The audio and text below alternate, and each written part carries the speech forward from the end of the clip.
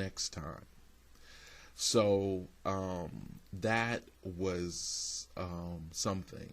And then the other thing is that I just want to say something about God the Father and how loving and patient He is. You know, I was awestruck and humbled, but I also got a real sense of how much He loved me, and how much He loves me, and then also I got a sense of how patient He is. You know, to be in an environment where you absolutely feel the whole time that you are loved and you are accepted, and that you don't have any type of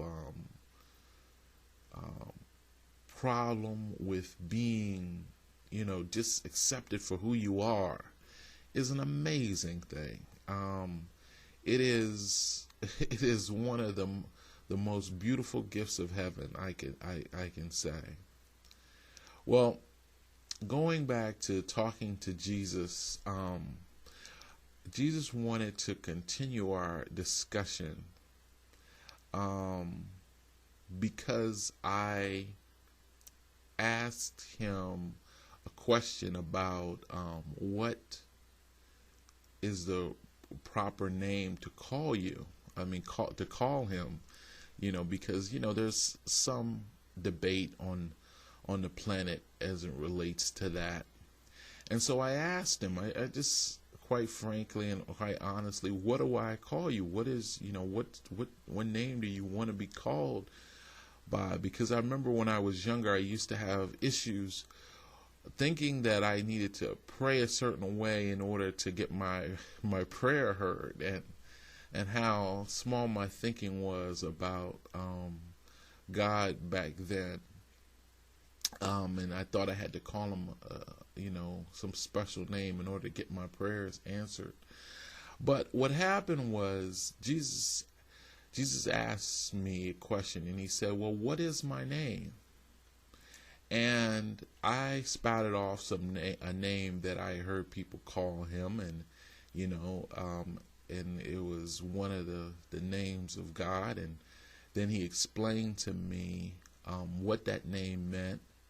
And then he said to me, but I am also this thing as well. So he says, how can I just be that if I'm also this? And then this went on. He asked me another time, what is my name? And each time it was kind of like, I would say, the name of God is. And then I would say another name. And then he would also say to me, well, if that is my name and I'm also this, then that just can't be my name. It's like I'm more than that.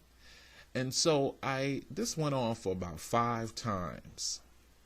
And what happened was, the 6th time I had run out of names. I didn't know another name to call him. And what happened was, after that, he was standing off at a distance. He moved, and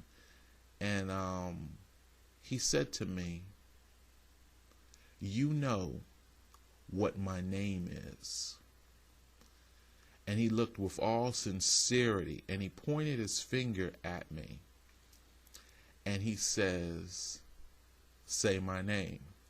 Now, I just want you to know that he wasn't asking me to call him Jesus.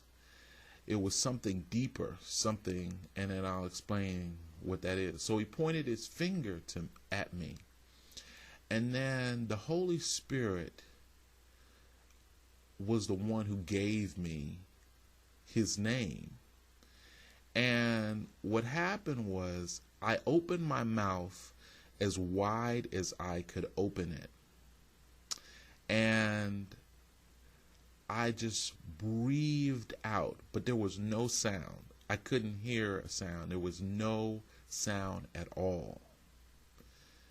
And then it was just my whole being the Spirit just breathed out of me, out of my mouth. And then he said to me, looking at me, he said, "That is my name." And I was just awestruck at that.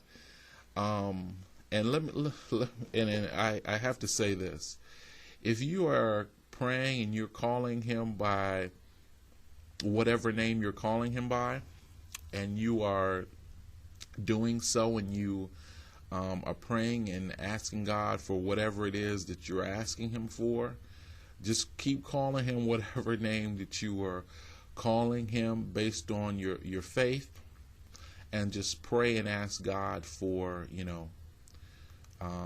whatever it is that you want, because God is not he's bigger than our religion. He's bigger than our attempts to communicate with him. The Holy Spirit actually is going to intercede for us and communicate to God what is it that we are trying to say, and what it is that we need. And you don't need to hesitate to communicate, because I'm still calling him Jesus. I'm still praying. I'm still asking for mercy, and I'm still having my prayers answered. So I just want you to know that you do what your faith and what the Spirit tells you to do, and do what you've been led to do, and just trust God. But that experience with that, it was just so profound, because it was higher than anything that I could understand. It was beyond, it was just eye-opening, because what happened was there was a sense of the